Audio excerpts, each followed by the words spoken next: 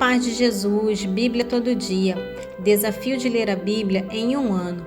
Em nome do Pai, do Filho e do Espírito Santo. Amém. Oração inicial. Abre, Senhor, a minha mente para que eu compreenda, minha boca para que eu proclame e meu coração para que eu acolha. Amém.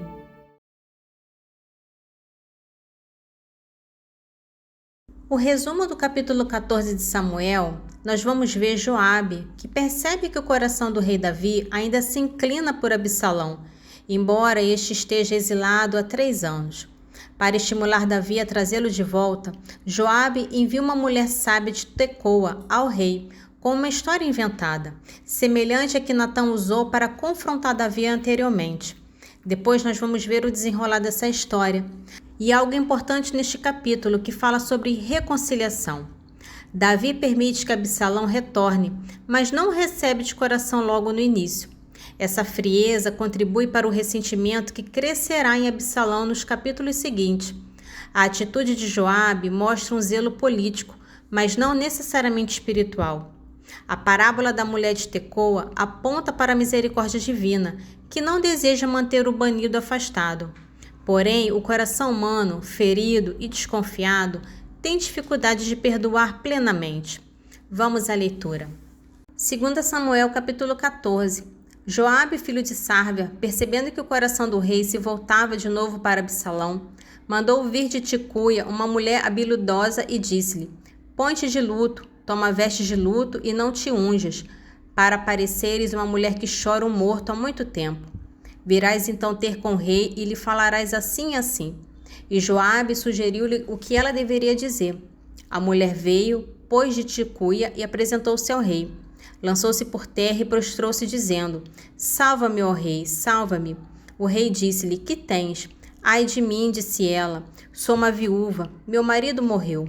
Tua serva tinha 2 filhos, brigaram no campo e não havendo quem os separasse, um deles feriu o outro e matou. E eis que agora se levanta contra a tua serva toda a família, dizendo-lhe: Dai-nos o fratricida, para o matarmos em castigo do sangue do irmão que ele matou, e exterminaremos o herdeiro. Querem assim apagar a última brasa que me resta, de modo que não se conserve de meu marido nem nome, nem posteridade na terra. O rei disse à mulher: Volta para a tua casa, tomarei providências a teu respeito. Mas a mulher de Ticuia disse ao rei: Sobre mim e não sobre a casa de meu pai recaía a culpa.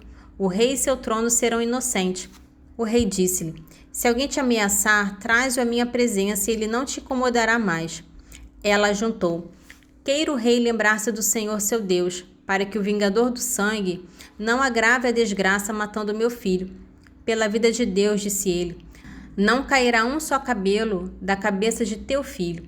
A mulher então disse: Permita que a tua serva diga uma palavra ao rei, meu senhor. Fala. Por que, pois, pensas fazer o mesmo contra o povo do Senhor? Pronunciando essa sentença, o rei se confessa culpado, pelo fato de não se lembrar daquele que desterrou. Quando morremos, somos como a água, que não mais se pode recolher. Uma vez derramada por terra, Deus não faz voltar uma alma. Cuide, pois, o rei, que o banido não fique mais exilado longe dele. Se eu vim falar desse assunto ao rei, foi porque o povo me aterrou. A tua serva disse: Falarei com o rei e talvez ele faça o que lhe pedi. Sim, o rei me ouvirá e me livrará da mão do homem, que procura excluir-nos, a mim e ao meu filho, da herança do Senhor. Que o rei, ajuntou ela, se digne pronunciar uma palavra de paz, porque o rei, meu senhor, é como um anjo de Deus, para discernir o bem do mal. Que o Senhor teu Deus seja contigo. O rei disse à mulher: Não me escondas nada do que te vou perguntar. A mulher respondeu: Que o rei, meu senhor, fale. Não anda a mão de Joabe contigo em tudo isso? Por tua vida, respondeu-lhe ela. Não se pode desviar para nenhum lado o que o rei acaba de dizer. Sim, foi o teu servo Joabe quem me deu instruções e sugeriu à tua serva tudo o que ela disse. Foi para dar a esse assunto uma nova feição que Joabe fez isso. Porém tu, ó rei, meu senhor, és tão sábio como um anjo de Deus, para saber tudo o que se passa na terra. O rei disse a Joabe: A coisa está decidida. Vai, traze o jovem Absalão. Joabe prostrou-se com o rosto por terra e abençoou o rei, dizendo: Agora o teu servo reconhece que ganhou o teu favor. Ó rei, meu senhor, pois que o rei cumpriu o desejo de seu servo. Joabe foi a Gesur e trouxe Absalão para Jerusalém. Mas o rei disse que ele vá para sua casa, pois não será admitido a minha presença. Absalão retirou-se para sua casa e não se apresentou diante do rei. Não havia em todo Israel homem mais belo que Absalão, e que fosse tão admirado como ele. Da cabeça aos pés não havia nele defeito algum. Quando cortava o cabelo, o que fazia a cada ano, porque sua cabeleira se tornara por demais pesada. O peso deste era de 200 siclos, pelo peso real. Nasceram-lhe 3 filhos e uma filha, chamada Tamar, que era de grande beleza. Absalão permaneceu em Jerusalém 2 anos, antes de ser admitido à presença do rei. Mandou chamar Joabe para mandá-lo ao rei, mas ele não quis vir. Chamou uma segunda vez e ele recusou-se de novo. Disse então Absalão aos seus servos: Vede, o campo de Joabe ao lado do meu, semeado de cevada? Ide lançai-lhe fogo. Os servos de Absalão incendiaram o campo. Os servos de Joabe foram ter com ele, rasgadas suas vestes, e disseram-lhe: Os homens de Absalão incendiaram o teu campo. Joabe foi então à casa de Absalão e disse: Por que incendiaram os teus homens o meu campo? Absalão respondeu: Eu te mandei chamar dizendo: Vem, pois quero enviar-te ao rei para dizer-lhe: Por que vim eu de Gesur? Seria melhor ter ficado lá. Quero ser admitido à presença do rei. Se sou culpado, que me mate. Joabe foi ter com o rei e contou-lhe tudo. Absalão foi chamado, entrou na presença do rei e prostrou-se diante dele com o rosto por terra, e o rei o beijou. No capítulo de hoje de Samuel, ele é profundamente humano e espiritual. Vemos a dor de um pai traído pelo próprio filho e de um rei disposto a se humilhar por amor ao povo. Davi não age com orgulho nem tenta resistir à força. Ele entrega a situação nas mãos de Deus. A atitude de Absalão mostra como o orgulho e a vaidade podem corromper até mesmo os mais belos dons. A fidelidade de homens como Itai, Sadoc e Uzai mostra que Deus nunca abandona os seus, mesmo nos momentos de exílio e dor. 2 Samuel capítulo 15. Depois disso, Absalão adquiriu para si um carro, cavalo e 50 homens para o escoltarem. Colocava-se desde cedo à beira do caminho, junto à grande porta, e interpelava todos os que vinham procurar o rei para um julgamento, dizendo: De que cidade és tu? O outro respondia: Teu servo é de tal tribo de Israel. Vê, dizia-lhe Absalão, a tua causa é boa e justa, mas não há ninguém para te ouvir da parte do rei. E Absalão ajuntava: quem me dera ser juiz desta terra. Todo que tivesse um processo ou uma questão e viesse ter comigo, eu lhe faria justiça. E se alguém se aproximava para se prostrar diante dele, estendia a mão, detinham e beijavam. Assim fazia Absalão com todos os israelitas que vinham procurar o rei para qualquer julgamento, e desse modo conquistou os corações dos israelitas. 4 anos se passaram. Absalão disse ao rei: Deixa-me ir a Hebrom para cumprir ali uma promessa que fiz ao Senhor. Quando teu servo estava em Gesur, fez este voto: Se o Senhor me reconduzir a Jerusalém, irei prestar-lhe culto em Hebrom. Vá em paz, disse-lhe o rei, e ele foi para Hebrom. Absalão enviou emissários secretos a todas as tribos de Israel com esta mensagem: Quando ouvirdes o som da trombeta, dizei: Absalão é rei em Hebrom. Ora, tinham partido de Jerusalém com Absalão 200 homens, convidados por eles, que o seguiam com simplicidade de coração, sem de nada suspeitar.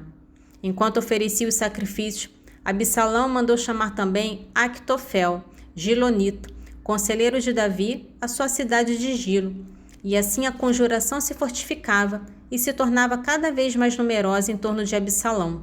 Vieram então anunciar a Davi: os israelitas aderem a Absalão. Davi disse então a todos que estavam com ele em Jerusalém: Vamos, fujamos, porque não podemos de outro modo escapar a Absalão. Apressai-vos e parti. Não suceda que ele nos surpreenda de repente e nos inflija a ruína, passando a cidade a fio de espada.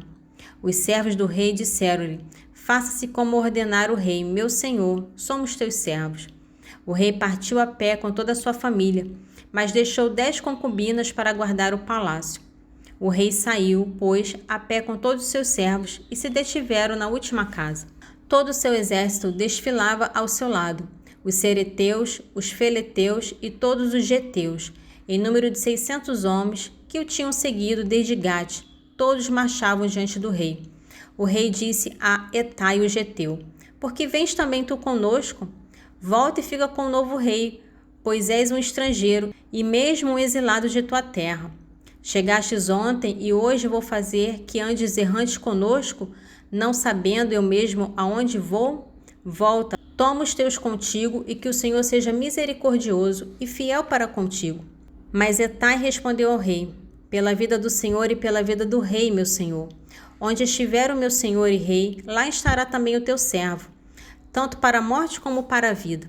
Está bem, disse Davi, passa. E Etai o geteu desfilou com todos os seus homens e com toda a sua comitiva.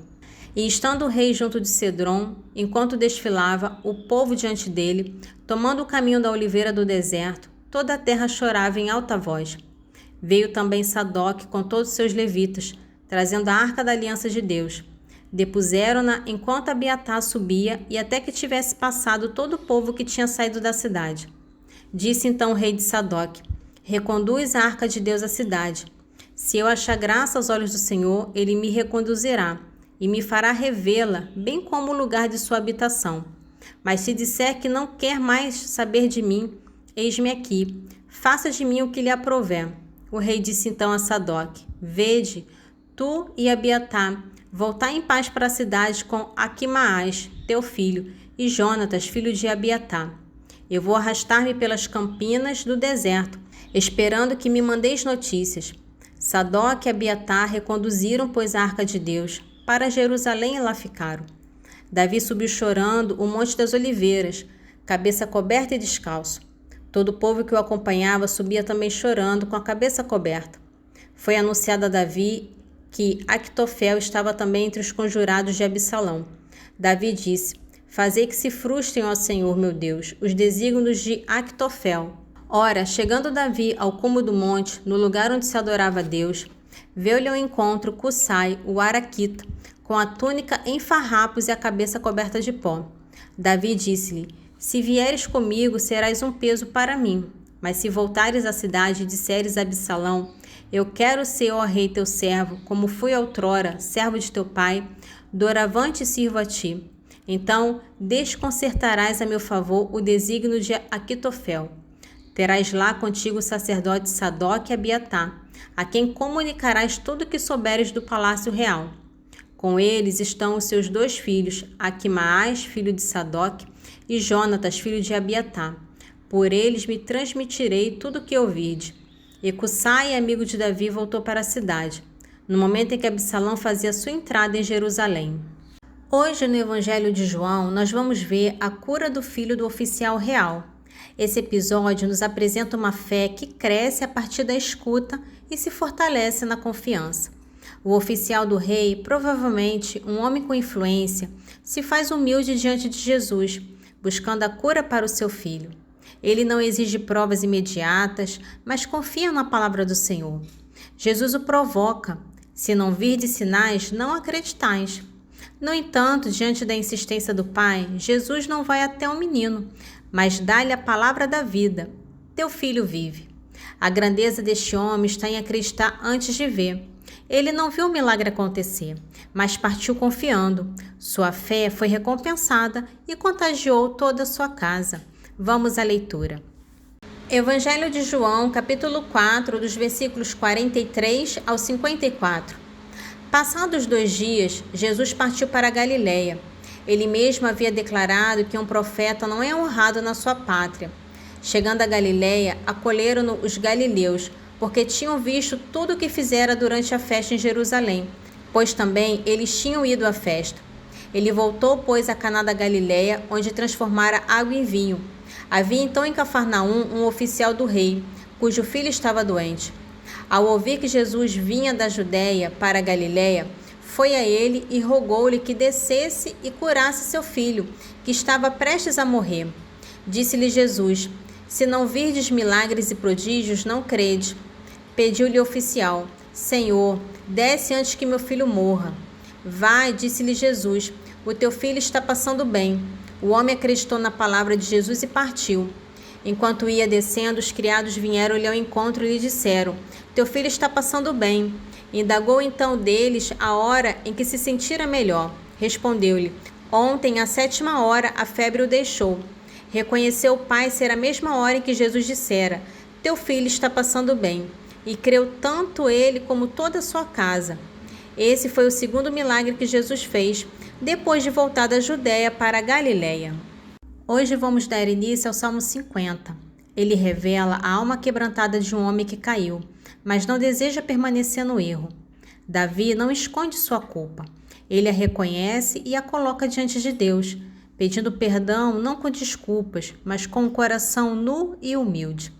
Ele entende que o pecado não é apenas uma falha humana, mas uma ofensa direta contra Deus, que é justo e santo. Davi não tenta justificar sua ação.